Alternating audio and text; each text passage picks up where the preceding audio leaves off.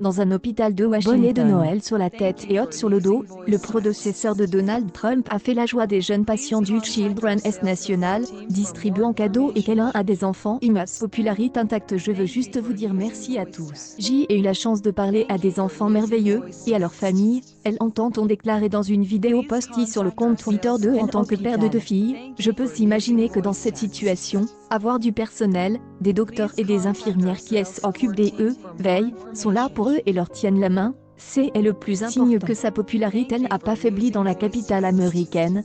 L'ancien président démocrate a été acclamé par une foule d'une centaine de personnes, patients et personnel de St. Le 44e président des États-Unis habite encore Washington, où lui et sa femme Michelle se rendent souvent à la rencontre des enfants lors des opérations de bienfaisance. First Lady a répondu avec franchise à des questions parfois très personnelles. Michelle Obama a répondu lundi soir aux questions de l'écrivaine féministe nigériane Chimamanda Ngozi Adichie dans le théâtre de Southbank à Londres, plein à craquer, à l'occasion de la présentation de ses mémoires, intitulée dans la salle, le maire de Londres Sadiq Khan et de nombreuses jeunes femmes noires, un public conquis dès son enfance et son éducation dans une banlieue modeste de Chicago.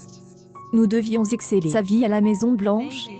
Une partie seulement de ce qui me définit. La mort de son père, il y a encore un violon du beau parti, annonce Chimamanda à propos de Barack, ex-président américain, dont le nom a déchaîné à chaque fois des cris d'enthousiasme. Ne joue pas à des petits jeux, les gars, c'est une qualité attirante, a réplique Michelle, provoquant je suis bien comme je suis. Chimamanda ensuite demande à Michelle quel a été son message aux jeunes femmes noires. La First Lady rappelle les dures attaques dont elle a été l'objet notamment pendant la campagne électorale. Ce qui arrive aux femmes noires, c'est que vous devenez une caricature, vous êtes diabolisée, en colère, trop brillante, trop tout alors sortez ça de votre tête. Dites-vous, je suis bien comme je suis. Elle a fait rire, souvent, en assurant avec humour qu'elle avait soutenu son mari pendant sa première campagne parce qu'elle pensait qu'il ne gagnerait pas. Ou en évoquant ses problèmes de couple et le recours à un conseiller conjugal, car parfois, vous avez envie de le balancer par mais le ton était plus sérieux pour dire qu'elle continuerait à travailler sur l'éducation des filles. Le reste de l'amertume et la méchanceté que vous voyez en politique. Michelle Obama avait ailleurs entame la journée en rendant visite à une école dans le nord de Londres, où elle était venue alors qu'elle était première dame en 2009. Elle y aura fait une allusion directe à la politique.